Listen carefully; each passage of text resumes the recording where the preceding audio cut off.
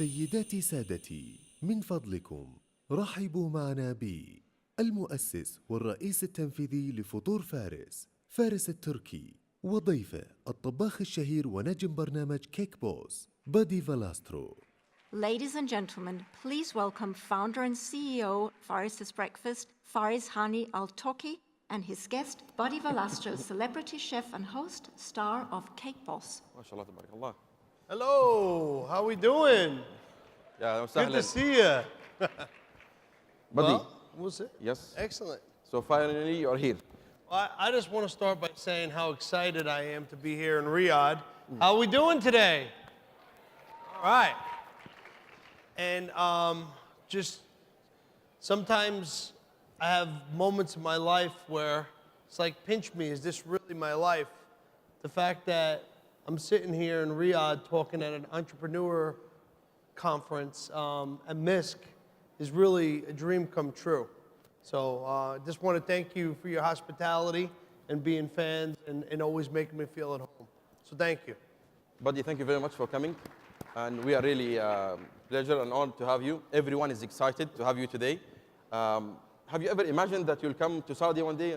Oh, wow. I got to tell you, it's really a dream come true. And, you know, just coming through the airport and walking around a little bit, the fact that people know me and watch the show, it's just really something that touches my heart.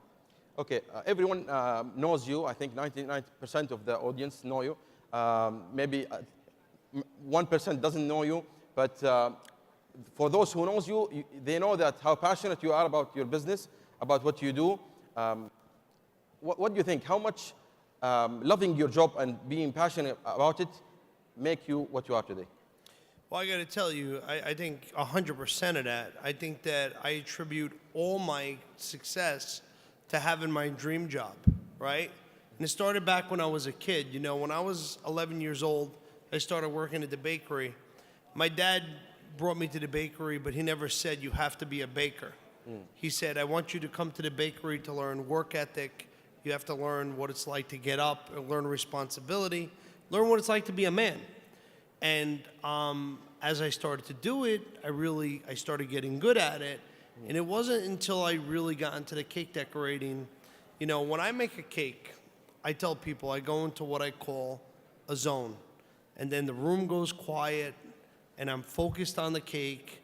I give 100% of my heart and soul into that, like an artist painting a painting, right? And you step back and you finish and you look at what you created and you're like, wow. You know, I wanted that feeling for the rest of my life. And how do I know it's the feeling, well, how do I know it was the right thing? Because after all these years and all these cakes, I still get that feeling. Until today. Till today. I mean, the cakes are bigger than what they were back then, but I still definitely get that feeling. So the most important thing is for you guys out there, especially young entrepreneurs, is you have to find that thing that makes you tick, that thing that you're passionate about, that you want to go to work every day. Because if you got to go to work every day and you're like, I got to go there, you're never going to excel. You have to want to get up in the morning and jump in that car and go do it. But you know? this is not the case for most of us. Unfortunately, well, you got to find that tick. You got look. It's not. Look at you. Yeah. Come on. You know, you coincidentally got into your business, you know, through a hobby and passion. And wouldn't you say the same exact thing? Yeah, definitely, yes. Well, I consider myself a lucky guy. Well, again, there's always luck, right? I mean, I'm definitely a lucky guy as well. So, okay, can you take us through your journey in a few minutes? Yeah. All right. So, would you like to walk or you? Yeah, if I could walk. Yeah. It's working. Yeah. All right. Now we got it. Okay. So it started when I was a kid. Like I said, I was 11. Started working with my dad. My dad was my idol. You know, I wanted to be like my dad. And once I knew I wanted to be a baker, I started to really get really good at the cake decorating. Unfortunately, when I was 17, my dad died, and I actually had to drop out of high school, and I had to take over a business that had 30 employees. It was a good business, but it was very challenging because I was a kid. I mean, I was 17. And lessons that my father used to teach me, like, you have to be the first one in and the last one to leave. You have to, if you want people to scrub the floors, you have to go and scrub the floors with them. You have to take the same amount of pride in cleaning the toilet bowl as if you're making a cake. And that was my mindset, right? But I had to humble myself to bakers who had a lot more experience than me. Guys who been working for 40 years didn't want to listen to a 17-year-old kid. You know, they're like, what do you know? But I had to humble myself, and I had to show them respect and show them that I was worthy to be the boss. And it was about 3 months after my dad died, and I'll never forget it. Everybody it was like rocky ground, you know? We didn't know what was going to happen. We didn't know if I was going to pull through. Everybody was worried. And one day I said, no matter what I have to do, this is not going to fail. I don't care if I have to work day and night. I don't care. What I don't know, I'm going to learn. I'm going to read. I'm going to study. I would call up the flour companies and have their scientists explain to me the different protein levels. I mean, I really went hardcore to make this work. And about 2 years after, I got my hands around the bakery. Things were starting to do really well. You were 19 by that time. I was about 19, 20 years old, and then I said, well, how am I going to put my mark on this bakery, right? And it was the cake decorating, because that was when fondant came out. And again, we're in interesting times here. I mean, a lot of looking around the room, you know, I remember a time where there was no internet, there was no cell phones, there was no, I mean, it wasn't that long ago, right? Yeah, but it was the same for cake decorating. Cake decorating has evolved as much as cell phones have. And when fondant came out, I said to my supplier, I said, send me that stuff. And I taught myself how to work with it. I taught myself to be better, and my imagination for the cakes was always big and grand. And I said, now if I can make this happen, it's going to be a viable business. And one day I had a beautiful wedding cake in my window, and a girl was walking by, and I'll never forget it, because when I was 16 years old, my dad came to me one day, we were making wedding cakes, and he showed me a magazine, and he said to me, son, can you imagine one day if our cakes were in a magazine? And so he said to me, and I said, Dad, and I don't know why, but I said, Dad, one day me and you, we're going to make this bakery a household name. You know, and think about it. Here, right? I'm standing here. It's pretty wild. I feel like I did that. But a lady saw my cake in the window. She said, look, I work for Modern Bride magazine. She said, I would love to feature your cake in the magazine. I said, yeah, wow, you know. And that's where the entrepreneurial spirit came in. And I think about it now different than I did then. I guess the first time you knew I was an entrepreneur was a story that my parents told me in first grade, right? So my first grade teacher called up my parents and called them in, and I was in first grade. She said I was in trouble. I didn't know why I was in trouble. But my teacher said, you did bad on a test. So I turned around to my teacher and I said, do you like cake? I said, I tried to tell her, look, I'll bake you a cake. I'll bribe her with cake to not, you know, quote. But that's the way an entrepreneur thinks, right? You got to think, how am I going to get this deal done? How am I going to, what do I have to do? So when I went to make that cake. He said yes or no? She didn't. She called my parents, and then my parents, you know, they gave it to me, you know what I'm saying? But the truth of the matter is, when I made that cake for those magazine people, I went there with 2 bags of cake, and I made friends, and I worked the room. I was my best PR and marketing person. I sold myself to them, and I take a lot of pride in my handshake. If I shake your hand and tell you I'm going to do something, I pull through. If I tell you you don't have to worry, you don't have to worry. So not only was I good to those people, and I would make their cakes for their kids and stuff like that, but I always pulled through, and I did a good job. So they put me in a magazine every year for like 3 years straight. I've been to your place. I saw the corridor. It's, Yeah, all I think you've been magazines, yeah. featured in all magazines. Yeah. Like 150 different publications in like 10 years. So, yeah, when you're starting out, the best PR and marketing is yourself. Nobody's gonna sell Carlo's Bakery, Buddy Valastro, or the Cake Boss like me. Yeah. That's who I am, and that's what I do. Yeah. But I didn't think television was gonna come into play, but because of the magazines, they used to have cake challenges, and they called me and asked me to be on one, and I said, of course, and it was and I'll never forget, it was my third cake challenge, which I lost, by the way, you know. I should have won, but I'm not bitter about that, I'm just saying. And I finished, and I'm in the kitchen, and I'm cleaning up, and I'm like, you know, and the camera guy who filmed me all day comes in, and he goes, buddy, you were great today. I go, no, I said, Tony, I know. I said, how did I lose? He goes, no, not your cake, you. I go, what are you talking about? He goes, buddy, you pop off camera. He says, you're charismatic, you need a television show. And I started thinking, maybe I do need a television show. I said, I had a 100-year-old bakery, right? I said, I had a big, crazy family. I said, I do these giant cakes. And I thought of my life, and I said, you know, it's funny. Like, every day I go to work, I have fun. It's cool.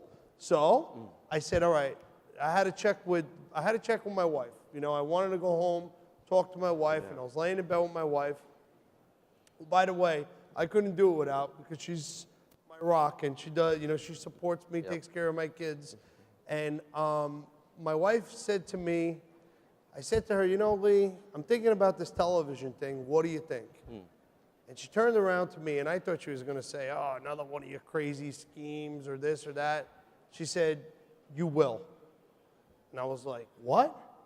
And she goes, I almost hate you for it, but you're the most determined person I ever met in my life. And if you want it, you're going to get it. She says, no matter what you have to do, you're going to make it happen. So she says, if you really believe it in your heart, go get it. So now I'm determined. Now I'm energized. I'm ready to go. And before you know it, it wasn't easy. Actually, at the time, I wasn't on Discovery, or I was on Food Network. So I called Food Network. I'm like, I got your next hit television show. Me, my family, da-da-da. Talking about your family, you make it seems really easy to work with your family. Oh. But we all know it's not easy at all. I could send a sister or two to Saudi Arabia if you want, you know, I'm just saying. So I want to get rid of them all. Well, I got to tell you, when it comes to family, there's good and bad, right? Yeah. Nobody's going to work harder than your family. You could trust your family with everything, but they take business personal. Yeah. And it's very hard for me in the beginning to become the CEO of Carlo's Bakery, because it was something personal, you know? And the good outweighs the bad working with family, for sure. But you got to weather the storm when you fight. And me and my family, we do argue once in a while, but we have a rule: we don't go to bed mad at each other. We'll get on the phone, we'll have a conversation, we'll make up, and we'll make peace. And I think that that's the most important thing. So you've been doing this since you were 11 years old. 11, yeah. Have you ever thought of doing something else? You know, I don't think I could have dreamed of doing anything else because I have my dream job. But unintentionally, right, let's think about what I've done. All right, so I took over my dad's bakery when I was 17 years old. I grew it from 30 employees to about 70. Well, 70 before Cake Boss. And now we have over 1,000 employees, right? So we have 14 Carlo's bakeries in the U.S., which I'm the CEO of, okay? And a full-range CEO, a guy who still makes cakes, but a guy who makes business deals and you know, all kinds of crazy things. We have licensing and merchandise deals all over the world. Cake Boss is aired in 220 countries and territories all over the world. Yep. It's dubbed in 45 languages. Yeah? Well done. Thank you. Well done. And it's been seen by 1.7 billion people in the world. Amazing. So, again, I have 2 restaurants. I have my own production company, so we make our own television. not only to Cake Boss Television and stuff that I do, but we have other shows on other networks that I don't star in. And the idea is, and because we're talking about the entrepreneur thing, kind of like we spoke a little backstage, an entrepreneur is wired a little different. And what do I mean by that? You're like a shark that smells blood in the water, or you're a person that connects the dots. Yep. When you start to see certain opportunities open up, right? You say, well, why not go this way? Or why not open a production company? Or why not open a bakery here?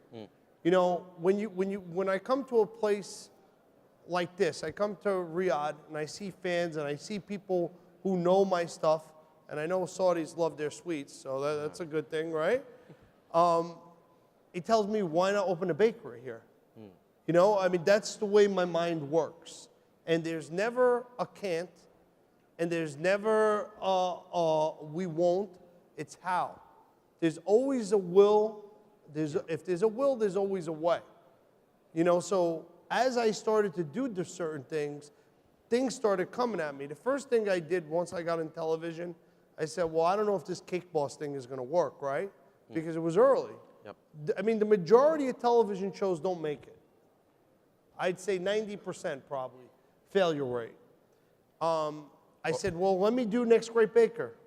Let me do Kitchen Boss. Let me diversify so that I could show Discovery that if Cake Boss goes away, I'm still a talent, and I know that all the platforms all work together. I have probably 25 million combined social media followers on all my things, which I do myself, and we run it. And I've seen how that intertwines with business. And how do you make money out of that? Or how can you convert that into something without being cheap? Like, you don't want to sell out yourself to, you know, yeah, I could post something and say, drink this apple juice and get a couple $1,000s, but that's not really what the big picture for the brand is, right? You have to make your decisions smart and strategic, and that's what we try to do. Okay. Most of the youth here are coming to learn and see how you go, your opinion on many things. In building personal brands, what's your preference? To build it around your name, around yourself, or to keep a distance between you and the brand? Well, you see, that's a great question. And unfortunately for me, I didn't have a choice, right? We have 3 brands going. We have the Buddy Valastro brand, who I am. I'm Buddy Valastro, right? We have the Carlo's Bakery brand, which is the bakery that's been around for 100 years. And you have Cake Boss. The thing is no matter how much you want to separate them, they're all intertwined. And if you can do things to help the brands back and forth, to cross-pollinate and cross-promote, you definitely do that. If you're in a situation where you're not in front of the camera and you could do that, then I think it's a good idea to separate the brands. But for someone like me, it wouldn't make sense because of the fact that my publicity is only going to help the brand. So it depends on if it's going to help the brand, but like we spoke about backstage too, then you get into situations where anything you say could hurt the brand or anything you do. At the end, you are a person and you have your own views on politics and on religious issues, social issues. And when it happens, they don't attack you, they attack your brand. They attack both, They attack both. Well, that's the yin and the yang. I mean, again, in life, you have to say to yourself, you're not going to make everybody happy. If you think that you're going to make everybody happy, then you're only lying to yourself. You have to do what you know is right in your heart. And you have to, look, I'm not perfect by any means. No one is perfect. Nobody is. We all have our yin and our yang, our pros and our cons. But I can tell you that I'm passionate about what I do. I love what I do. And I believe in karma. I believe in doing good things. And I believe that good things will come to you. You know, I really do. And one thing I've learned is like for someone like me, I can't read into the blogs. Like I can't read into the bad things that people are saying. How do you deal with the haters? I don't read them. I don't get involved because The thing is when I first started, I used to read them all, and it was tough even on my marriage, you know, with me and my wife, because you got to understand something. I'm a normal guy, and I still feel like a normal guy. I'm still humble, and I never forget where I come from. But all of a sudden, I'm in 220 countries, and I have fans all over the world, and I have to give to my fans, so I'm shared. Yeah. I'm spread thin. So you have to have a strong bond in which I think that this whole thing has made me closer to my wife and kids than anything. But I never read into it. My first publicist at TLC said to me, good or bad, as long as they're talking about you, It's good. it's good. Yeah. Okay, because then if they're talking bad about you, then people are gonna say, oh, well, they fight each other. And let me tell you, you become a lot stronger and bigger behind social media than if you were in the back alley, right? Anybody could go online and talk tough, but what does it matter? You know in your heart what you do. You know in your heart what you believe in. What the good things they're doing. And yeah, I mean, listen, I do so many charitable things that I don't do for publicity. I do it because in my heart, I know it's the right thing to do. Absolutely, yeah. I'll give you a little example. Every day at every Carlo's bakery that we have, any cake that's left over, we give to a homeless shelter or a pantry, food pantry. Yeah. This is so, yeah, absolutely. And we've been doing that from when my dad, I didn't even start that. My dad started that years ago, and that's something that I've grown and something I'm proud of. But I don't have to go on, you know, and tell people about it. I go there, and you know what I do, to be honest with you? Like, I'll take my sons there on Thanksgiving, and we'll bring pies, because we'll go home to my house, and there'll be a feast, and there'll be 100 people and food and everything else. And I want my sons to know that there's some people in the world that have nothing. Yep. That are gonna, this is their Thanksgiving, you know, and to really always give back and be humble. Well done. Okay, the last question, and we have, I think, 2 minutes. You got it. Tell us about your future. What plans do you have? All right. New shows, new restaurants. So definitely, so currently People are eager to know. Currently, we're filming another 70 episodes of Cake Boss, so we're going to be on for a while. You'll be having a lot of me, so thank you. Appreciate that. We spoke about potentially doing some filming here in the Middle East. Maybe a Next Great Baker Middle East. What do you think, huh? All right, I like that. Yeah.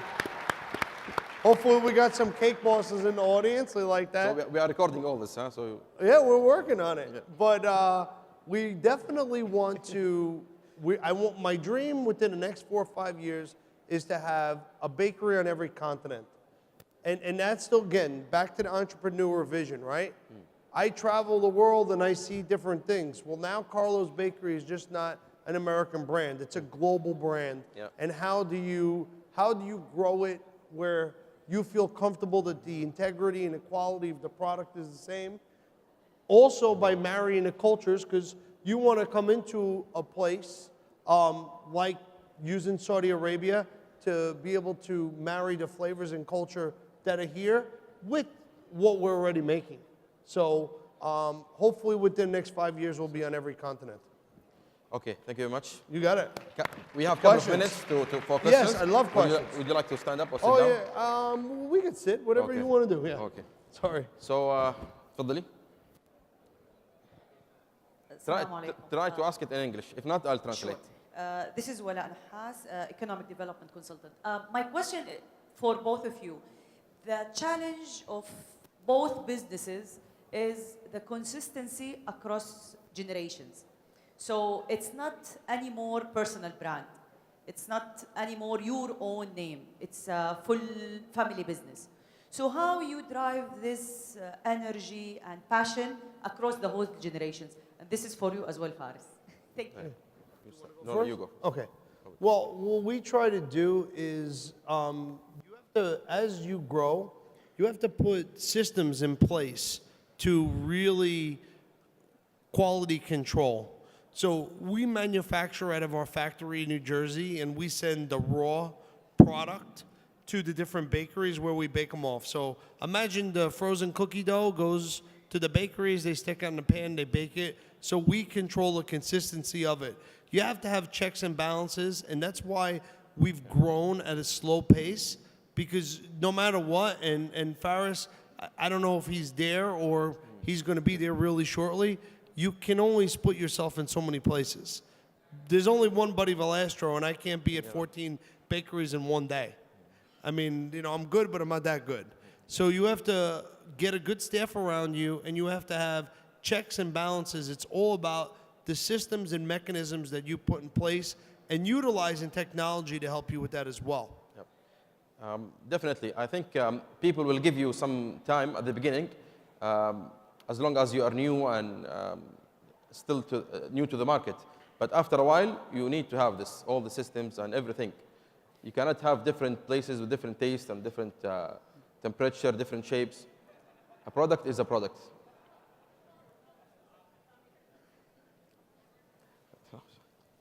I'm sorry. تفضل. Assalamu alaikum, Saud Al-Ghamdi, Innovation Team Leader from Saudi Aramco. I don't have a question, but what I have learned from your show and from Faris Business is the teamwork, the passion, and the beliefs that you do have. They were the drivers behind the success that you are in. You have a creative way, innovative way when you are running your business. Helping people in your place to start their business or to fix their business, this is because of your beliefs. I have never ever missed a show from the Cake Boss, me and my family. Well, thank you. I love it too much, even for Faris.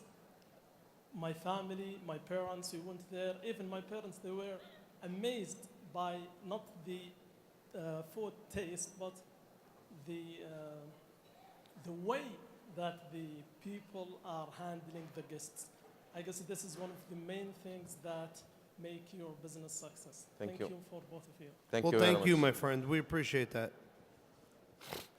تفضلي. Hi, my name is Maha. First of all, I just want to say I'm a huge fan. Thank you. My question is to you, how do you find time? Because some people, when they have like big businesses like you do, and you have to make your decisions and you have decision making and with the company, how do you find time to actually make the cakes? And because I know that's your passion, so how do you balance doing that and making your decisions? Thank you for this question because I had it, but I didn't have the time to ask you. That's a So, great go on. question. For me, it's, again, sometimes when I don't make the cakes, my assistant will tell me, buddy, you got to get in the kitchen because you're cranky. Like, that's my escape. That's what makes me feel good. She's like, please, just go in the kitchen and make a cake. You have to do what you have to do at certain times, you know? You have to, whatever I'm doing, you got 100% of me. If I'm with my kids and we're playing soccer in the backyard, they got 100% of me. If I'm at my bakery making cakes, you have to give 100% and be able to multitask, because a good entrepreneur can multitask. And again, some days I don't know how I get it all done, but I manage to get it all done. So You always say multitasking, but how do you do the multitasking? yeah, listen, I could, but that was, you know what it is? Running that small bakery for all those years. Yeah. I did everything in that bakery. I could be talking to a customer, seeing out of the corner of my eye, and hearing something behind me at one time. I would be able to manage 50 people working like it was nothing. So it comes with time and experience. Thank you. Thank you. Badr Rabia, Saudi Aramco. One of the things, we saw the show, we saw that there is a lot of cakes. We wanted to have some samples. We wish that you brought some with you. The question is, your speech is very inspirational. We saw or we heard that there is an upward cycle where it's a spiral, things are doing good, everything is excellent. Have you ever had a downward cycle where you thought that it's not doing very well, something is happening, maybe it will not survive? What would you do? That's a very good question. Well, to answer your first one, I think we have a little surprise for you guys afterwards. I don't know if I'm supposed to announce it No, yet. So if I get in trouble. Please don't. But I did bring some cake from New Jersey. All right, so we're gonna all eat some cake. But you're right. I mean, for me, no matter how many times the chips have been down or against me, I always feel like I could outwork my problem. I feel like if I put enough energy into it, or I change different things, or I mix or maneuver, I feel like I can get out of it. Now, there's been times where it hasn't, and recently I've learned that you have to, if something's not working, you have to cut it, because then it becomes a distraction. You know, we had a little catering business that we were doing out of the factory because we did, and earlier this year, it did okay, but I said, you know what, it's not worth the effort and time to continue it. So you gotta be able to be smart enough to know when it's time to cut your losses. You have to learn from those mistakes and grow. It's like watching Cake Boss, right? Every time we make a cake, we learn something. We learn, like now, I know how to make a cake spit fire. So in the new season, we're gonna have a cake that's gonna shoot fire 15 feet out of its mouth. Well, if I need a cake later on to shoot fire, I know how to do it, and I'm not gonna forget it. So it's about learning those lessons in life and in business, not making those mistakes anymore, and making it happen. So we have a question from the youngest guest today. Oh, my little princess. Yeah. Hi, sweetheart. Make it. Hi, my name is Ghalia, and I study in Dhahran Ahliya. I have a question. She's so cute. How can we have a ways to contact you as children, and how can we get more information about Cake Boss? Okay, yeah, very good question. Well, one last thing I want to let you guys know from me is that the children are so important to me. I have 4 children. I love kids so much. I've heard so many different stories from so many different children as I travel the world. And that's what's changed. You know, when I set out to do Cake Boss years ago, I figured it would be good for my brand and good for my business and stuff like that. But I hear so many children tell me that it inspires them to want to bake. It inspires them to want to start their own business. It's gotten them through hard times. It's brought families together to enjoy it. It's meant so much more to me than anything else. And seeing the smile on children's faces like that is why I do what I do. Now, if you go to my Instagram or my Facebook, you could definitely get more information on what's going on with Cake Boss, Buddy Valastro, on both. But you know one thing that I think we should do that I've been wanting to do, and I'm going to talk to my people at Discovery, and my good friend from Discovery is going to be talking to you guys later, JB. I think we should do a Kids Next Great Baker. What do you think, huh? Okay, so we'll go with the last question. We are running out of time. Yeah, absolutely. The last question, please.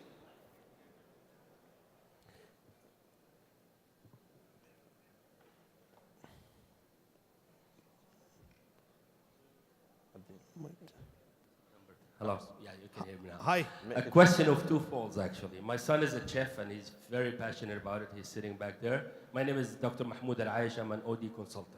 Awesome. And, you know, when you started long time ago, I don't know when that was, just passion driving you. How did you control your finances? Because as an entrepreneur, starting entrepreneur, you just keep spending and spending before. And the second question, being in the nonprofit sector, I know in the US there's bakeries all over that are nonprofit based. How could this model be implemented in Saudi? Okay, good question. Well, for me, yes, in the beginning you have to make an investment. And that's the difference between an entrepreneur. We use a term in the US, you gotta have the cojones to do it, right? You gotta be able to put it out there and say, listen, you know, if it's gonna work, it's gonna work. But you have to know how far you're willing to go with it, and you have to know to yourself, is there going to be a profit side? First and foremost, I'm a businessman. Don't let anybody ever tell you any different, okay? If it doesn't make sense to make it, and I'm not making money doing it, I ain't going to do it.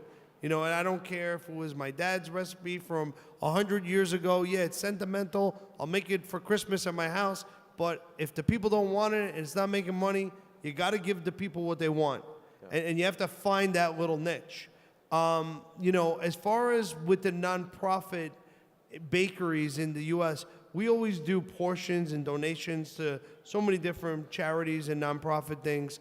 I don't know what the successful business model would be for that, but you know, listen, we'd always, especially, I definitely plan on having bakeries in the Middle East. I mean, we're currently working on one in Bahrain right now. So I could tell you that when we open a Carlos Bakery in the Middle East, any organizations that we can help with, we will be involved in, and we will be donating and giving back as much as we possibly can. So, you know, that's important to me as well. So good luck with your son. Thank you. That's right. Yes. يلا أسرع. لا. Buddy Paris, I do want to take your permission. The First Lady, you did not answer her question. She said, how can I motivate my children to follow up my stepfoots in doing the business? Actually, the answer should have been, my understanding, you know, she get to understand an entrepreneur is an entrepreneur in the first generation and second generation. Beyond that, it's going to be an organization where systems takes place. Then you get either to reinvent that entrepreneurial spirit. I need a comment around that area for the lady. Well, absolutely. Well, I gotta be honest with you. When it comes to that, I feel like my kids look up to me the way I look up to my dad. And they want to be like me, and they say that they want to be bakers, and they want to go into the family business and do it. Truth be told, I don't know if they're going to be able to go through what I had to go through to become who I am. But what I could tell you is that when I look at my children separately, my daughter Sophia, she's 13, and she's got a gift for creativity and cake decorating design. I could already see it. When I look at my son Buddy, who's 12, he's got the will. He doesn't give up. No matter what he's got to do, he could take apart a motorcycle and put it back together. And he's been doing that since he's a young, 6 years old. So I know he's got the driving force in him. Now, I don't know how he's going to channel that energy, and I'm going to try to help him. Now, my son Marco, the 9-year-old, he's the playboy. He's funny because he's got the gift of speech. Like he could make anybody love him. You know, he could sit down, he could talk to them. He's got the looks, he's got the big blue eyes, he's gorgeous. And then my son Carlo, he's still a baby. He's 5, so I don't see the attributes yet. But you see yourself in your children. And I think that you have to motivate them, and you have to be tough on them. As good as my dad was to me, my first day of work, I was 11 years old, and I said, Dad, what am I going to do? I'm so excited to be here. I'm going to make cakes. He brought me in the bathroom, and he said, clean the bathroom. That's a true story.